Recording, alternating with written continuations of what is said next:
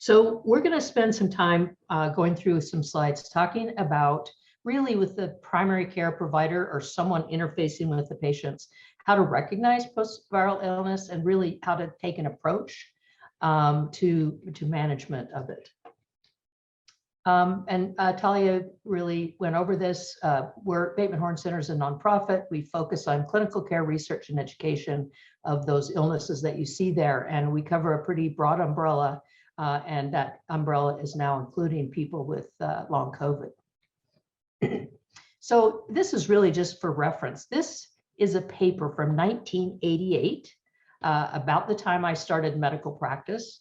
Very good paper called Post-Infectious Disease Syndromes. And you can see these large categories of diseases, of manifestations that can occur following a number of diseases. And I color-coded these because in our time now, all of those blue pathogens have a vaccine, and all of the green, the ones that are colored green, we have fairly effective treatments for. So we don't see those post-infectious disorders as often, but they're really very common and historical. Not a new thing to have a post-infectious syndrome. This is the same slide, but highlighting the areas where we don't have very good treatment or a vaccine that can lead to a post-infectious or an inflammatory disorder. And that includes vaccination reactions, Epstein-Barr virus, and many common viral infections, which is what we're going to talk about today. And I think we're seeing these more because we've eliminated many of the other ones or at least have much better control over them. So, post-viral syndromes have been recognized for decades. And we're going to talk a little bit about some of these herpes family viruses. There are several: human parvovirus, B19, West Nile viruses and other viruses in the family, dengue, Zika, and others. And then current topic, coronaviruses, we know can cause post-viral syndromes. And that was true with SARS-CoV-1, which occurred in 2002 and 3 in China with an outbreak in Toronto that was pretty well contained, but 9% died. But the mortality approached 50% in high-risk groups, which is very profound. The next coronavirus that we have focused on was called the Middle East Respiratory Syndrome that occurred in 2012 through 2014. Again, very severe, 35% died. And there have been a trickling of those cases tracked by the CDC, and a total of 2,500 cases have occurred, and of course, SARS-CoV-2. Let's just focus on the herpes family viruses for a minute. There are many, 100 known herpes viruses, but there are 8 that routinely infect humans: herpes simplex, varicella zoster, cytomegalovirus, Epstein-Barr virus, human herpes virus 6, 7, and 8. And we actually have good antivirals for herpes simplex. We have a vaccine for varicella zoster, and we do have some medications and antivirals for CMV, particularly in the immunocompromised, which has made a big difference. But the others we don't really have effective treatments for. So I just wanted to include this slide because I found it so interesting when I was doing research in post-viral syndromes, and that is herpes viruses can reactivate under stress. Most of them can. And this was a study in astronauts coming back from shuttle flights or from the International Space Station. There were 89 of the shuttle flight astronauts and 23 of the International Space Station, and 53 and 61% respectively had PCR positive virus that was diagnosable: EBV, varicella zoster, herpes simplex, and cytomegalovirus in urine. And this is really quite amazing. It's just to remember that very healthy people under stress can reactivate herpes viruses, and that the reactivation doesn't always result in systemic disease. And reactivation can be fairly regional in the body, but it happens all the time when we're under stress. And it really relies on our immune system to take it back into check. We know that the HPA axis, along with this, the sympathetic adrenal medullary axis, can mediate this stress response with glucocorticoids and catecholamines, and are part of the stress response system that once activated or chronically activated sometimes results in dysfunction because of the consequences. So just briefly, I think we remember, and we're still remembering West Nile virus. There was a study after the initial attention and outbreak of West Nile virus. So 144 cases joined a study to track what happened to these West Nile virus infections, and they tracked them up to 8 years. And the most commonly reported sequelae or consequences of their disease were fatigue, weakness, depression, difficulty walking or feeling off balance, kind of neurologic symptoms, and memory loss.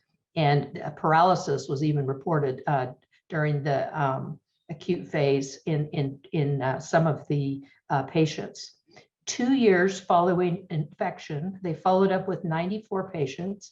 47% were still reporting symptoms, and you can see the symptoms there.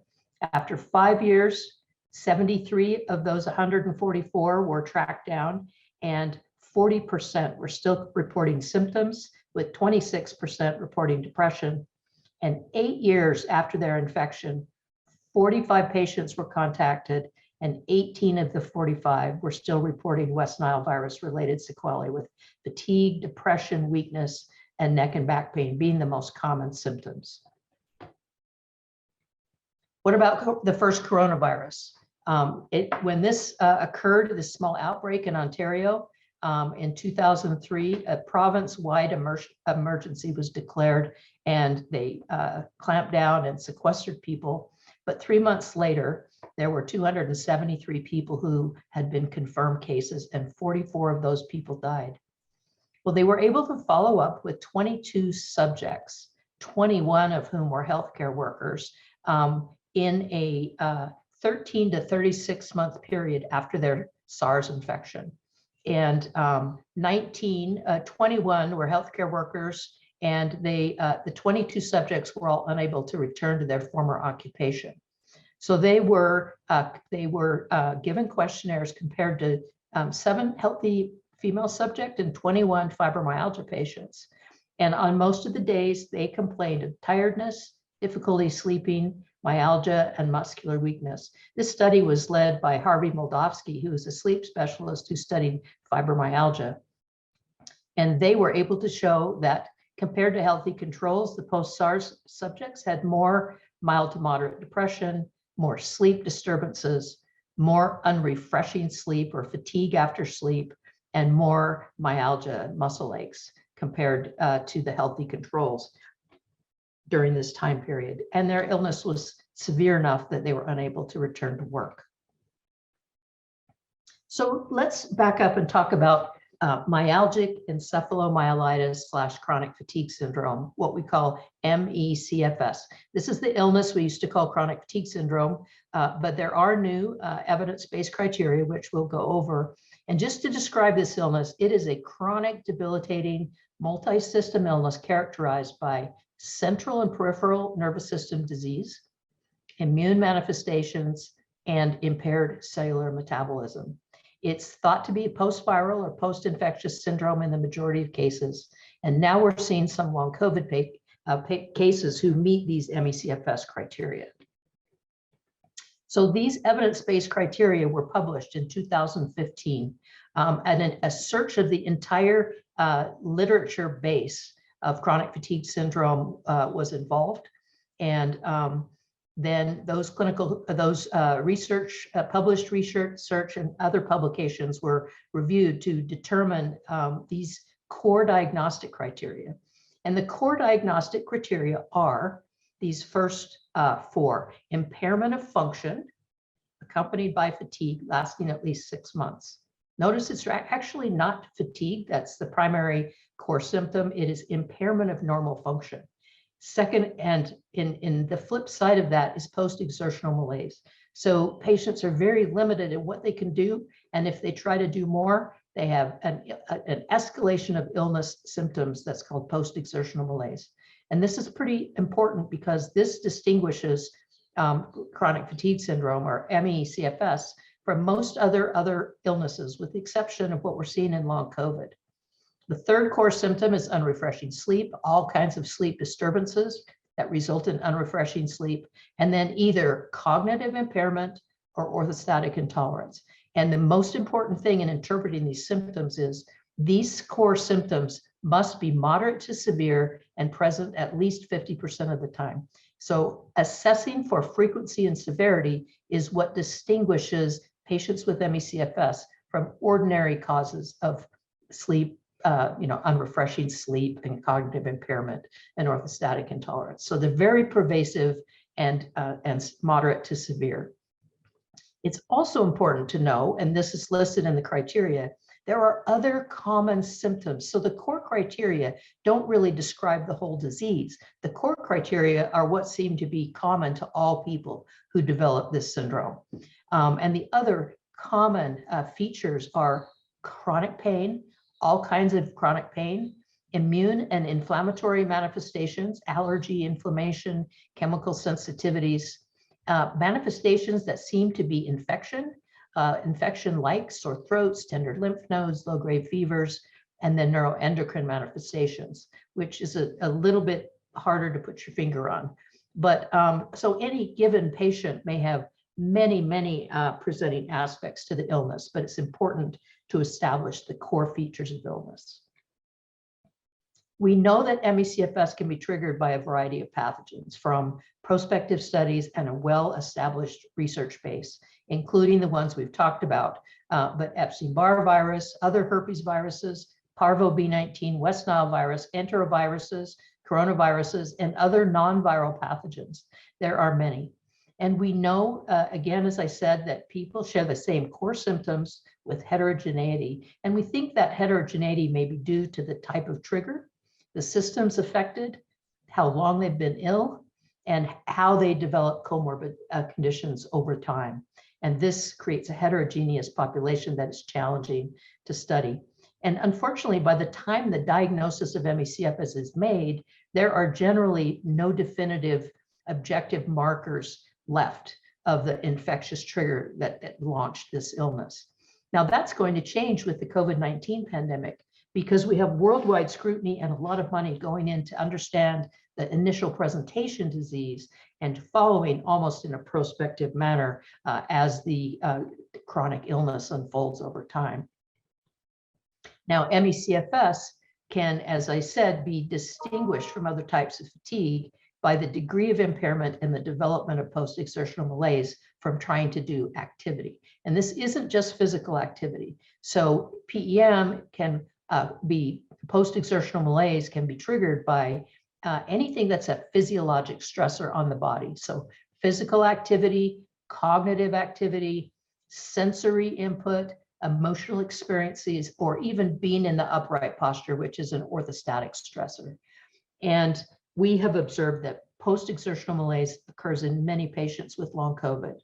And in ME/CFS, the illness severity can range from mild impairment, but able to kind of maintain a core basic schedule with the family, but low tolerance for exercise, someone who would be mildly impaired, all the way to people who are completely bedridden, barely able to speak or move. And those can be waxing, waning, or characteristic of that person's illness, or go through phases throughout the course of their illness. It's generally considered a chronic illness by the time the diagnosis is made.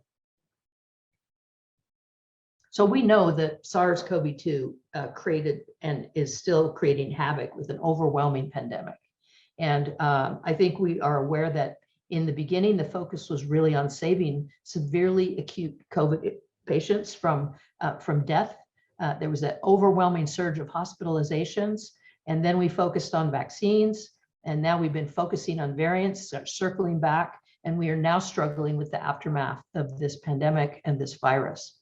And the scientific focus has really shifted to understanding the post-acute sequelae of COVID-19. And there have been more than $1 billion set aside to create what's called the Recover Initiative. About half of that money has gone into collecting data, and another half of that money will be invested in treatment trials down the road as those unfold. And you might be interested in visiting the website recovercovid.org to follow what's happening at the federal level for funding for COVID. So as Dr. Brown talked about in her first lecture of this series, acute COVID is known to cause widespread organ damage: lungs, the cardiovascular system, neurologic complications, gastrointestinal, liver, kidney damage, and many other end organ damage that occurs as the disease unfolds and may take some time to resolve.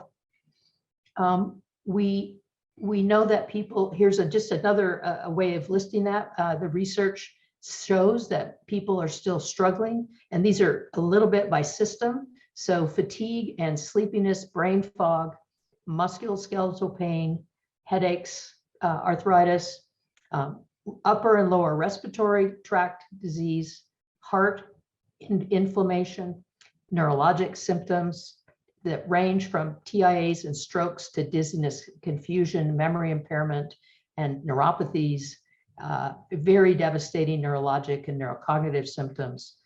There are vascular complications, including blood clots, and many, many others.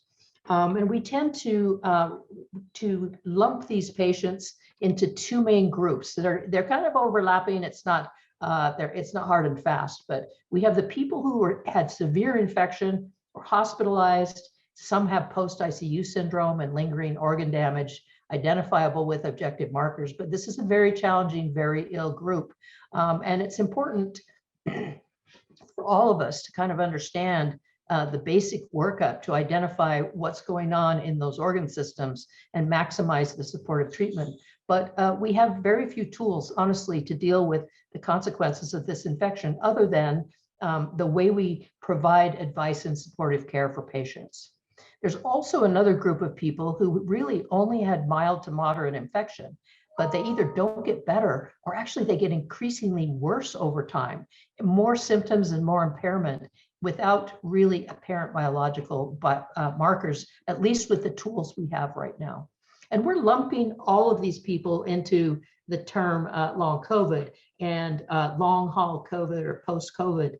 And right now we don't have a very clear distinction. But it's important to remember that we hope eventually most of these patients will recover and only a small portion will have permanent organ damage or eventually meet ME/CFS criteria. But this remains to be seen. On the other hand, those of us who work with ME/CFS feel fairly convinced that early intervention and supportive care may change the prognosis of people with post-viral syndromes. And this is just a schematic from another article showing on the left the major symptoms occurring in people who are hospitalized, these two basic groups, and the major symptoms in people who were not hospitalized, but went on to develop chronic lingering symptoms in the British Medical Journal. I wanted to talk to you about, I thought this was a good study because it really was done in healthcare providers early in the pandemic. So in the UK, they were testing more than 2,000 clinical and non-clinical healthcare workers by sampling their blood for SARS-CoV-2 antibodies every month, starting in March through when this study was done in November. Remember, this was before vaccines. So a positive antibody test would be evidence of exposure to the disease.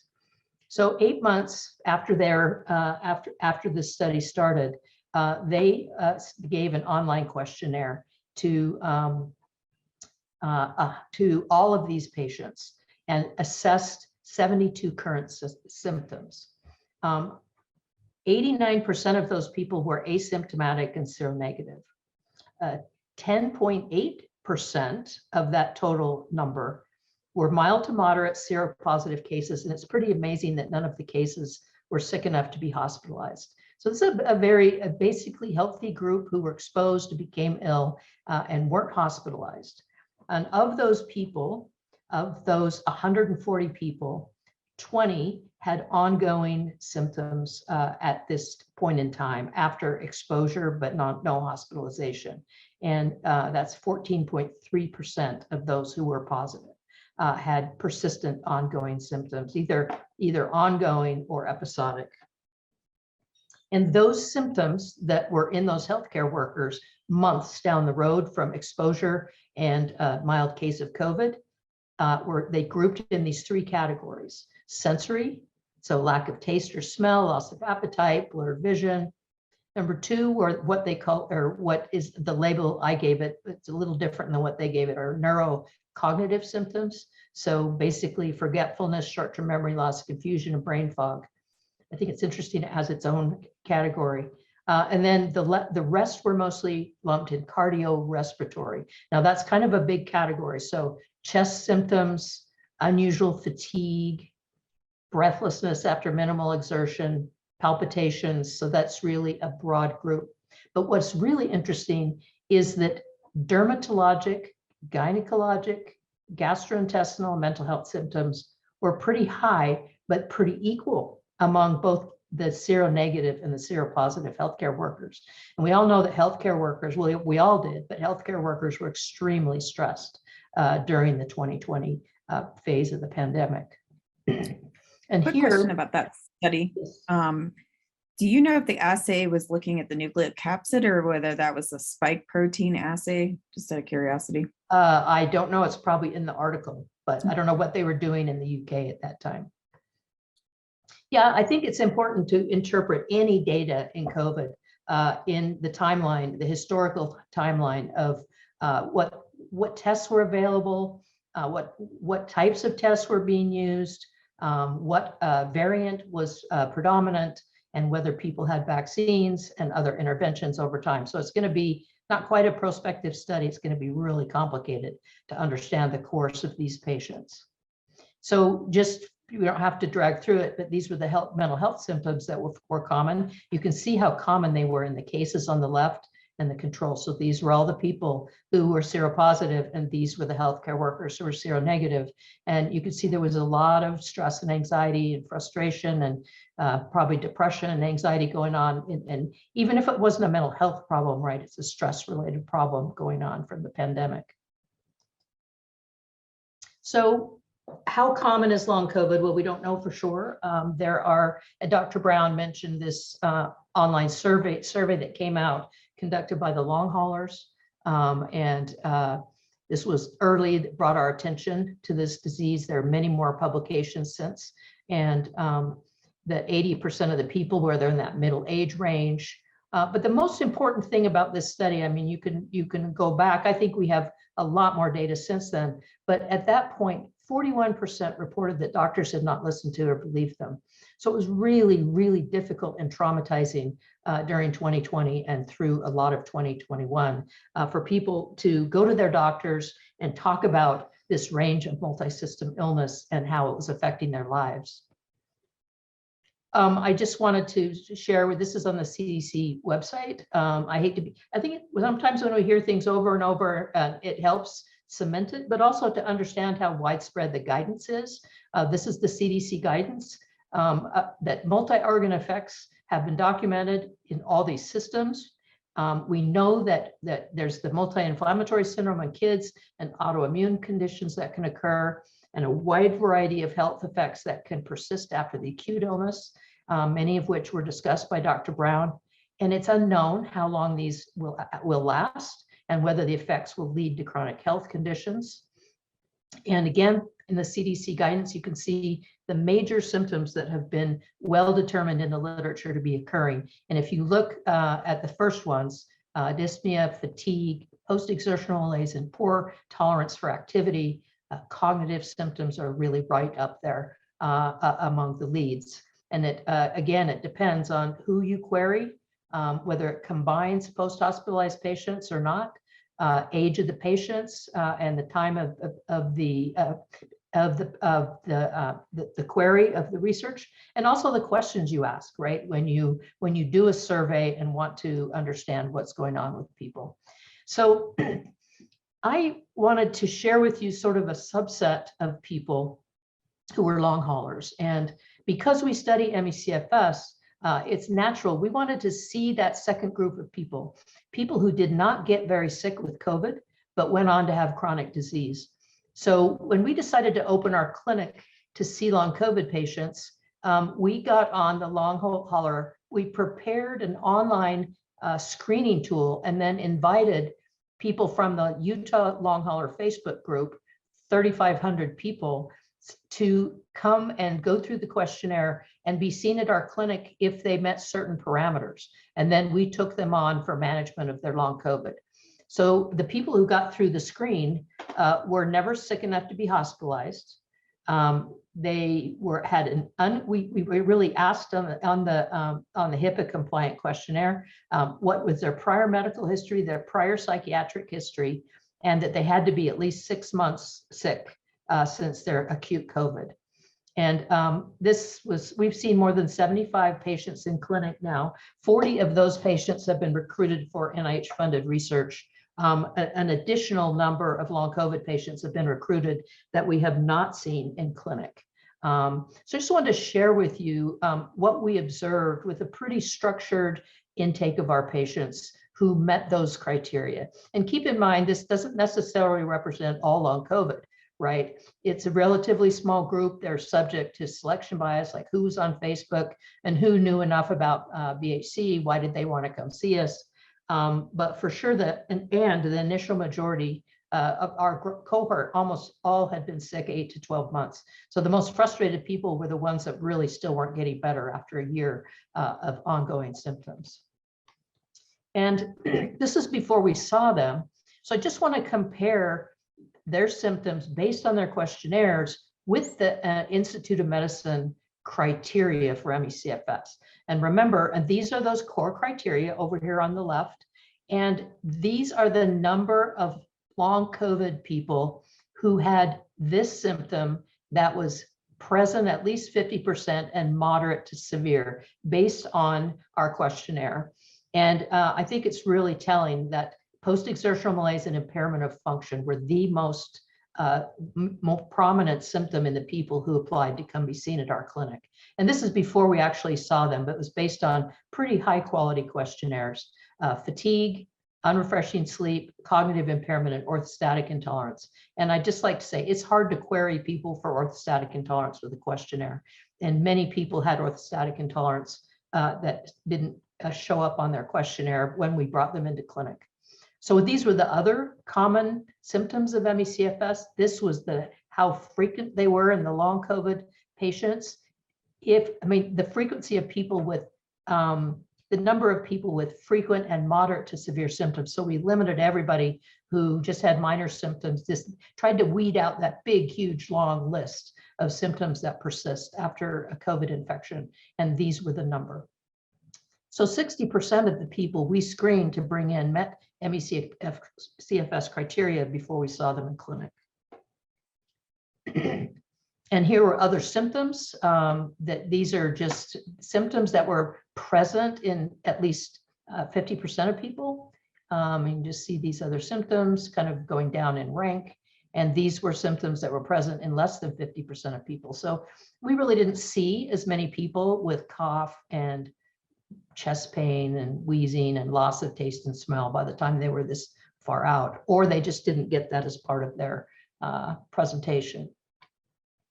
So that's just a taste, really, to give you an idea in a hierarchy, the kind of symptoms of long COVID patients that came into our clinic. And I'll show you a couple of cases in a minute. So we don't really know what causes long COVID. And this is just from an article that was published about a year ago. So inflammation that's persisting, whether it's post-viral immune-mediated disruption of the autonomic nervous system, which I think these things are true. There may be autoimmunity to developing because of the antibody proteins and other things that cross-react with host antigens. And then we know that long-term I would choose the term neurocognitive consequences, but maybe neuropsychiatric and cognitive consequences. We know are very well described, particularly after the 1918 Spanish flu influenza, but also those other those studies that I showed you. So these are really the kinds of things we want to be looking for in our patients, and hopefully we can have the answers as we pour money into research to understand, particularly the inflammatory process going on, interacting with the autonomic nervous system, and what's left of the virus in whatever form it is. Real quick, So, Dr. yes. Bates, did you see a gender difference in your population that you screened, that you talked about, those patients that you were looking at that did the survey? Was there a gender preference for one gender or the other, or was there an age preference? So we selected for age, right? So we didn't want to see, because we're internal medicine, we didn't want to see people who are too young, and we didn't want to see people who were too old, because it starts to be complicated, right? With age-related problems. So it's hard to say, right? But our patients really matched the other long COVID data, which particularly that second group, which are really middle-aged people, kind of 30s and 40s, is the middle of the bell curve. And we had about the same gender distribution. We didn't analyze data based on gender, but we had about the same gender distribution we see in ME/CFS, which is somewhere between 25 and 30% male patients, and the other female patients. We saw a lot of male patients in our clinic, so we definitely had a chance to take a look at the presentation, but we haven't analyzed the data. So this is just from another paper, really the combination of virus and host factors, whether there's viral antigen that's still there, raising the question of herpes virus reactivation, which is kind of why I wanted to talk about that in the beginning, not just that they have their own post-viral syndrome, but we think herpes viruses probably reactivate under this very stressful physiologic and emotional situation. We need to learn more about the microbiome and dysbiosis, understand the residual inflammatory processes, this whole idea of microvascular degranulation, whether it's endothelial dysfunction or thrombotic phenomenon, microthrombotic phenomenon, and then what might be going on that's autoimmune. And it's very intriguing, but I just kind of want to come back to what do we do, right, in primary care with this kind of seemingly complicated and a little bit overwhelming presentation. So let me give you a couple of cases, and I'm going to focus on the patients again who didn't have a lot of organ damage, right? Because that's more accessible to all of us through the literature and in our experience as physicians. This is the first person I saw, and I actually did a remote visit with her. She was a very healthy, actually wealthy, retired CEO of a firm, and she'd just been managed with losartan and just started a statin. She was being very careful, but got COVID in early April. And just going grocery shopping in a mask, right? I mean, she was being super careful, and she wasn't super sick. She had a low-grade fever, exhaustion, and a rash, and the respiratory symptoms, but she really got better in about 10 days, but she never really got her energy back. She was able to maintain light activity, but she had given up. She was a regular avid exerciser, but she just laid back, right? And because anything she did just seemed to make her illness relapse, right? Her fever came back and she didn't feel well. She got a really good workup from her doctor. She had access to very good medical care in June. And in August, she decided that she was going to get back to strength. So she hired a physical therapist to be her private her private condition exercise coach, and they started with Monday, Wednesday, Friday. She had 30 minutes on a recumbent bike, rested Tuesday, walked a mile on Wednesday, rested a day, and then did 10 minutes on the elliptical trainer. After her third exercise, she became feverish, exhausted, and ill, and was unable to do much of anything. She mostly supine, sedentary, bad fatigue, impaired function. She just couldn't do very much. She couldn't stay up very long. She had post-exertional malaise. She started taking naps. Her sleep was unrefreshing. She was having pain in her limbs. If she used them, she was a little dizzy. And she was really having mounting anxiety because she got online and thought she was getting ME/CFS, really is what scared her, right? She got on, and it's hard to know if her sleep problems were from her getting increasingly kind of freaked out about her lingering symptoms or if it was really part of her presentation. 6 weeks after this single week of exercise, she was no better. She'd seen multiple providers, her primary, a neuro-COVID specialist, an ID specialist, and she had to reduce her blood pressure medicines. She really didn't have a lot of cognitive symptoms or other symptoms. She just couldn't do anything. And then she had kind of this non-specific evidence of a viral or inflammatory process going on, a little bit of a low white count and elevated ferritin in the face of an anemia. So I had her do some home orthostatic testing, and this is what she sent back to me. So lying down, her blood pressure was 129/71, heart rate 74. You can see when she stood 2, 4, 6, 8 minutes, her blood pressure dropped right down. She had a compensatory increase in heart rate, which sort of met criteria for POTS. It was, over 30, but her main problem with orthostatic hypotension. And she did it twice. Here was her second time, 124/68, and just drop at the 8-minute mark to 80/64 with a little bit less vigorous, maybe an inappropriately low heart rate response for what was happening. We used another measure to try to understand the significance of this hypotension and orthostatic intolerance, and that's just to look at the pulse pressure, which is kind of an estimate, a rough estimate of what's happening with cardiac output and the vasculature. And you can see her pulse pressure. Pulse pressure is the difference between the systolic and diastolic. Pulse pressure of 58 here, pulse pressure of 25 at the end, 56 and down to 16. And there are some literature, cardiovascular literature unrelated to orthostatic intolerance, but looking at perfusion pressures, that the pulse pressure, the ratio of the pulse pressure to the systolic pressure should really be more than 25%, or you're not getting adequate perfusion, or there may be signs of shock in the ICU. And Dr. Brown can explain this if I'm not explaining it right or refute it. But a pulse pressure of 16 is really abnormally narrowed. So something's happening from her circulatory system, and we know that happens when people have severe orthostatic hypotension and they don't get good blood return to the heart.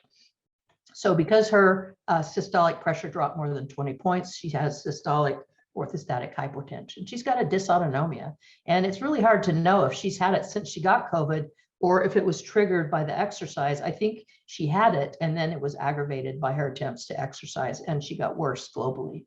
So she had developed post-exertional malaise that never really went away after her attempts to exercise. She's doing better, by the way. So with some support for her orthostatic hypotension and a little bit of help for sleep and the right guidance about things, she's been able to get back to about the level she was after COVID, but not much better than that. So this was a patient we saw in our clinic. He was a 47-year-old male teacher. It had been 7 months since his COVID infection. And he filled out our questionnaires. So we had data on frequency and severity, and we asked specifically about the ME/CFS criteria. So his fatigue, impaired function, and post-exertional malaise are very severe and present most of the time. We also ask about good days and bad days, and I'll talk about this a little more. And we ask about hours of upright activity, which is basically how many hours of the day are your feet on the floor, which includes sitting, because people with orthostatic intolerance really have to put their feet up or lie down to get some kind of relief. So he has 2 or 3 good days per month that he can be up around 8 hours on his feet or sitting with his feet on the floor. So he can walk around the house, but he can't exercise or work on his best days. On his bad days, which are the majority of the month, he can really manage only about 2 hours of upright activity, feet on the floor time. So he can sit on the couch and make food, but he can't stand for very long or walk around outside. And he gets post-exertional malaise after even low physical exertion, and particularly can be triggered by poor sleep. He also had unrefreshing sleep. He graded as moderate and present 50% of the time, a little bit of daytime somnolence, severe cognitive impairment, present 50 to 5% of the time, brain fog and trouble thinking. And then he ranked his orthostatic intolerance as very severe and present, 75 to 100%. So he meets criteria for ME/CFS due to impaired function, associated with fatigue, post-exertional malaise, unrefreshing sleep, cognitive impairment, and orthostatic intolerance for at least 6 months. And they're moderate to severe and present for more than 50% of the time. So think of ME/CFS criteria as just a description of chronic multi-system illness that reaches a level of severity and frequency of symptoms that can be caused by a number of pathogens. And remember that lots of long COVID patients don't meet the full ME/CFS criteria, either because they don't have enough symptoms, or they're not severe enough or persistent enough, or they haven't lasted and become a chronic pattern of more than 6 months. So he does have other symptoms. And then these are how he ranked his other long COVID symptoms. So he's short of breath some of the time. He had he had muscle aches part of the time, loss of taste and smell a little bit, skin rashes, tinnitus, vision problems, allergies. I made them get smaller. I'm a visual person. So this is the Nessaline test. We have people lie down for 10 to 15 minutes in a quiet room and measure their blood pressure and heart rate. Then we have them stand leaning against the wall, shoes off, with a pulse ox on one hand and a blood pressure cuff on the other, and measure their heart rate and blood pressure every 1 to 2 minutes while standing or leaning in this upright posture. Here was his. This was described in our office. So you can see we got some nice resting blood pressure here, 115/75, a heart rate of 65. And then when we stood him up, his heart rate actually went, his blood pressure actually went up a little bit, and his heart rate went from 67 to a maximum of 138 at 8 minutes when we terminated the test, because he was having quite severe symptoms developing. So you can see his heart rate went up 73 beats per minute. This definitely qualifies for POTS, postural orthostatic tachycardia syndrome. And we were able to identify this as the cause of many of his symptoms. And this is a very good treatment target. And so we really want to be able to identify it. So I don't want to, there are many lectures down the road in the course of this, our ECHO course. You're going to be able, we'll go into more detail about how to identify these and how to, make sense of these multiple symptoms one by one, and what kind of treatments patient might respond to. But in general, to organize these symptoms, you want to rank their major symptoms by frequency and severity and focus on the cause and the best supportive treatment you can. You want to assess function and the consequences of activity. So you want to understand how impaired they are and what happens when they try to do things, including physical, orthostatic, and neurocognitive function, and help them understand how to pace their activity so you're not constantly pushing into relapse and symptoms. Group the symptoms to identify treatable comorbid conditions if you can, and then sensibly treat symptoms, even if you can't identify a comorbid condition or an underlying cause. So this is the tool of hours of upright activity. Again, it's the time spent with feet on the floor in 24 hours. And that includes sitting with your feet on the floor, standing and walking. You got to make sure you ask it right. But this is a really good tool to understand how impaired they are and how likely it is to be orthostatic intolerance. And this is really just gestalt, but actually looking at numbers from our clinic, because we ask people about hours of upright activity every visit.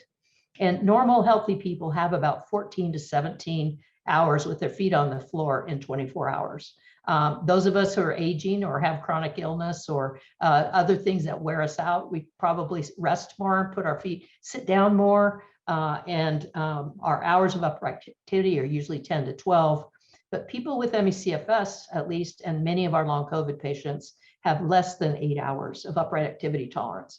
And just asking people this one question is a good way to get at. You really need to make sure they're not depressed and just lying in bed with their head covered up, but that's a pretty easy screen for most clinicians to be able to have that discussion with patients. This is the good day, bad day questionnaire.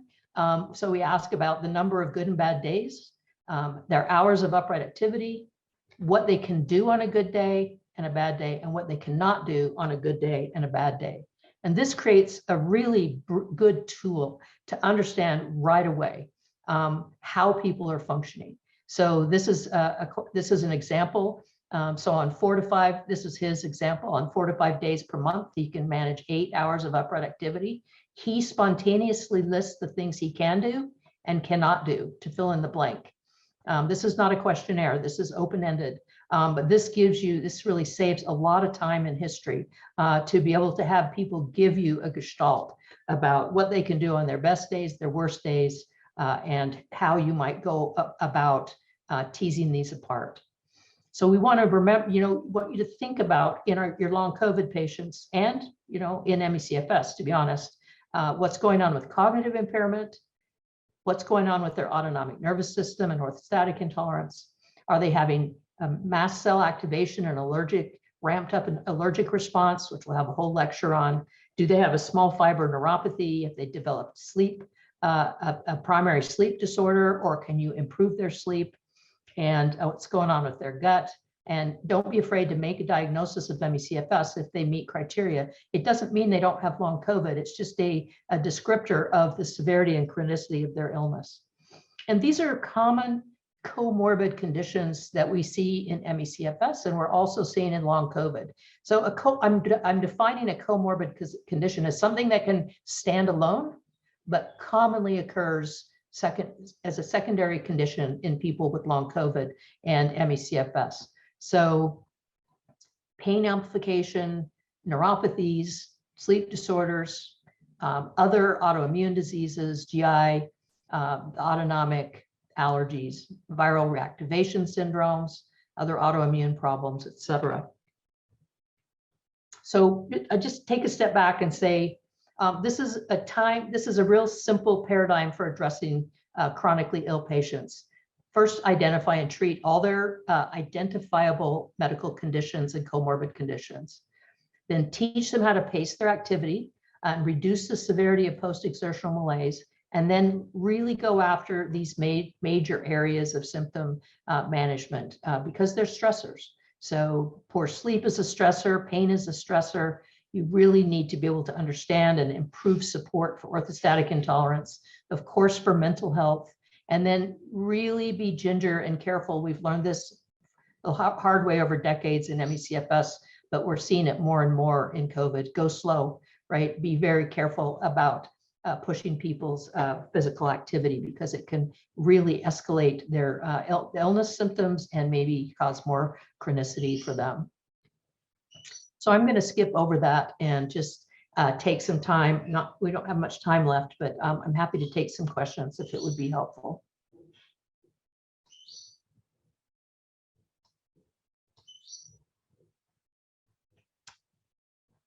Do you want me to just go through the chat, or Talia, do you want to pick any questions or? Yeah, we have one that just popped up. Is it possible for patients who have a mild acute COVID infection with symptoms that completely resolve initially to develop symptoms, pain and fatigue weeks or months later, or is it always continuous from the initial infection?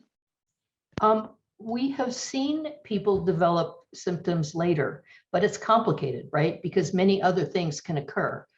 We have patients who are stressed. They could reactivate another virus. They could have vaccine-related consequences, or like the first case that I presented, it really wasn't until she started exercising, right, that everything went to pot. So again, I wish we had better data, but this is that we've suffered with this for a long time in the ME/CFS field, and that is once the acute infection is over, you've really lost a window into what virus it was. Is it still there? Is it just, is it reactivating?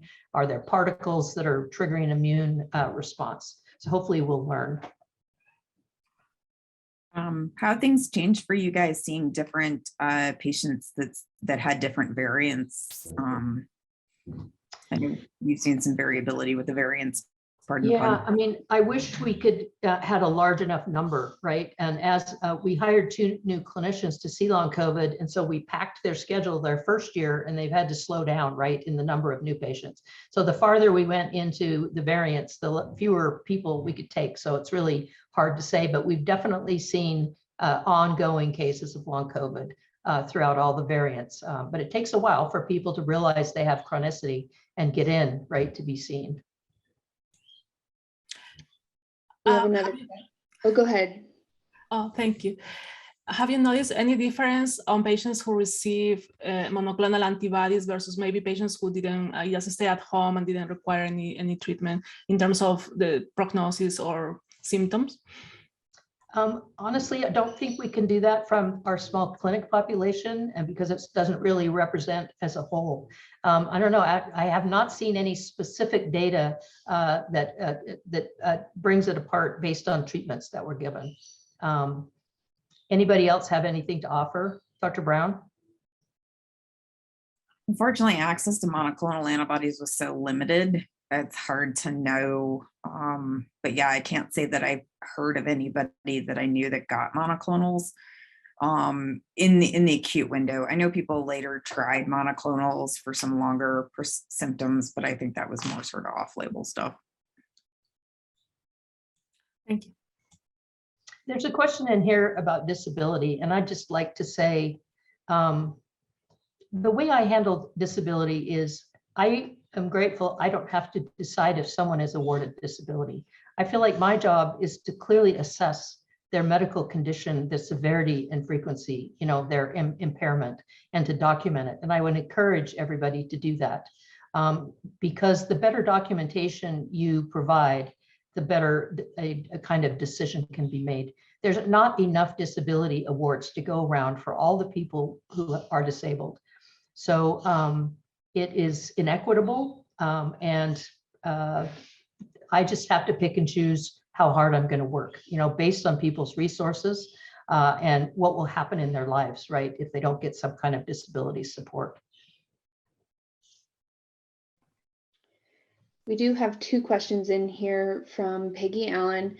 Curious if a 70-year-old female with baseline hypertension who developed OI and neurally mediated hypotension has not needed to restart anti-hypersensitive with her improvement support for OI that you noted earlier. I'll say it is tricky, right? And remember that you can have orthostatic intolerance with any baseline blood pressure. So seated at rest, your blood pressure could be low, medium, or high. And then you get orthostatic hypotension or POTS. So it really needs to be individualized.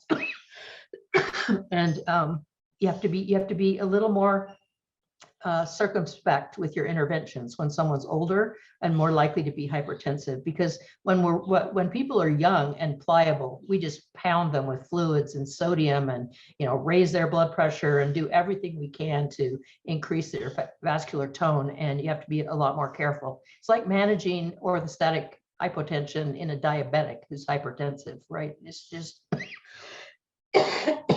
challenging. Dr. Bate, when you talk about pacing and post-exertional malaise, how do you know that you're keeping the patient from going into PEM? How do you teach them what pacing actually means before they get into the consequence of PEM? It's challenging, very challenging. I had one patient, a male patient, who was so determined, I just could not get him to pace, and his symptoms were high and his debilitation was high. I finally made him do bed rest for almost a month. Not total bed rest, but he couldn't work out, he couldn't do anything. And he noticed that all of his symptoms calmed down and went away. And then I convinced him that we would proceed watching with care. Every time he added something to his regimen, would it reproduce those symptoms again? And over time, we've gotten him quite functional, but he's much more aware of post-exertional malaise. So it's really about observing and trying to understand the consequence. One thing I'll say is that orthostatic intolerance gives you pretty immediate symptom feedback while you're upright. But true post-exertional malaise may be delayed, like my patient who exercised 3 times before she crashed. And so sometimes it's hard to relate the activity to the post-exertional malaise and the crash. So we do lots of communication back and forth and have the patient report and monitor, and I'll go back and help analyze, what were you doing? And just gradually try to understand which things can trigger post-exertional malaise, how to avoid them, and how to make your episodes of post-exertional malaise shorter and less severe so you can come out of them. I'm going to try to get us to squeeze in two more real quick. You mentioned treating patient symptoms, including pain and sleep symptoms. From your experience in this patient cohort, what medications do you offer first? So I'll just say that everything that you've ever learned as a doctor can be applied to the management of pain and to the management of sleep. And there's not really any particular medication. It really, for pain, it depends on what is the nature of the pain, what causes the pain. Does it respond to anti-inflammatories? Is it neuropathic in nature? And so you really have to design your interventions. And sometimes pain doesn't require a medicine. It requires better sleep or better pacing rather than a drug. Same with sleep. We focus a great deal on sleep hygiene, try to understand the mechanisms that are disturbing sleep. And if medications need to be added, target those mechanisms. So if sleep is disturbed by pain, you might choose something like gabapentin or amitriptyline. If sleep is disturbed by restless legs, you might choose something different. We see a lot of sleep disruption in people with orthostatic intolerance and that autonomic instability with sympathetic overdrive. I had some young people, we just put on a little propranolol before bed, and it straightened their sleep right out, 10 or 20 milligrams of short-acting propranolol. So it's a little bit of the art of medicine and communication with your patient and trying to aim at underlying mechanisms and do as much as you can without medications. But then remember that we have a lot of tools in medicine, and sometimes you can use them for multiple purposes. And Dr. Bateman, I would add to that as a plug for our overall series of lectures here. We're going to go into each one of these symptoms pretty profoundly and sort of talk about the possible things driving the symptoms, and also go over both, treatments that get at underlying pathophysiology. So sometimes treating orthostatic intolerance actually helps pain and improves, pain perhaps related to small fiber polyneuropathy, for example. So we'll go over both possible underlying mechanisms that can be treated, but also symptomatic treatments. So we kind of look at it from both lenses when these symptoms crop up, and there's much more to come on that in the future. I'm going to ask one more question, and let's try to get this wrapped up in about 2 minutes or so we can get everyone back to clinic. Have you seen ME/CFS patients who then caught COVID? For them, any general observations on how COVID changed their overall symptom profile and level of impairment? I wish we had some published data on what happens to ME/CFS patients. My instinct is that my ME/CFS patients weathered the pandemic about the same as the general public. So there was an array. I think they're extra careful, right, about avoidance. We do have people who got COVID and some who weren't very sick and some who were quite sick. I know of only one of my patients that was hospitalized and she did okay. So we don't really know. I think ME/CFS patients who are veterans of their disease really understand management, right? And how to take care of themselves when they get sick and have a post-viral syndrome. We've also been able to apply treatment for the post-COVID symptoms because of what we have known about ME/CFS, including mast cell activation, and how to help people with symptomatic management and worsened orthostatic intolerance. So I think our ME/CFS patients more had a relapse of their illness than a real complicated different type of long COVID syndrome, and were able to kind of work back fairly quickly. There are some people who've been really sick still, but the percentages are across the board. Dr. Bateman, thank you for this wonderful lecture, and thank you for all of the participants and your questions. Our next session is on May 17th. Dr. Braden Yeoman will be talking about exercise intolerance and post-exertion malaise, one of our key topics that we've been chatting about today. You will be receiving an email from Sarah Day with the CME information. You have until midnight to claim that CME. Thank you all, and we'll see you next time. Great. Thank you for inviting me.